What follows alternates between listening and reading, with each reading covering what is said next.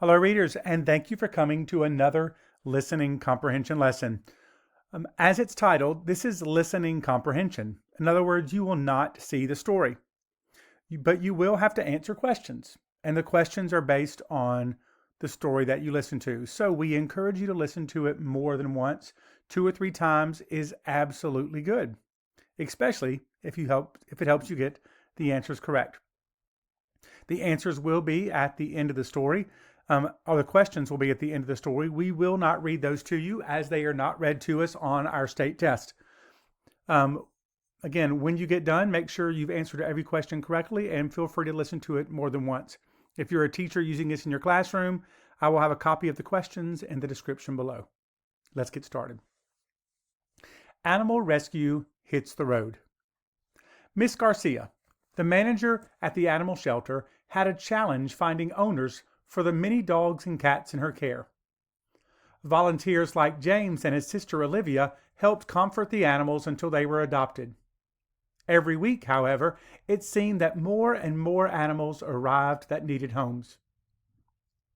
Miss Garcia spoke as her shelter staff and volunteers gathered for a meeting. The truth is, we have an overpopulation of animals in our county. I would send dogs to my son if I could, but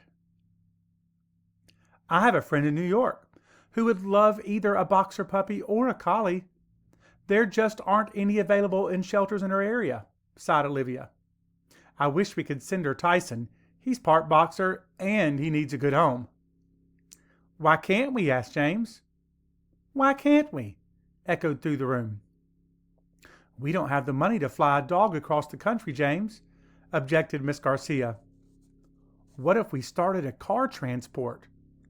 We could ask volunteers to drive our animals to their new homes once we make a match, suggested James. Olivia joined in. We know our sweet puppies, kittens, and older pets are cute, but we need to get the word out to other people, added Olivia. Miss Garcia warmed to the idea. James, start taking photos of our animals. I'll call shelters in nearby states to see if they have adoption requests that they can't meet. Maybe one of our animals will be exactly what they're looking for. Olivia chimed in. I can start an online page to ask for volunteer drivers. James and Olivia didn't know their great idea would be such a success. Soon, Tyson was traveling 200 miles to his new home.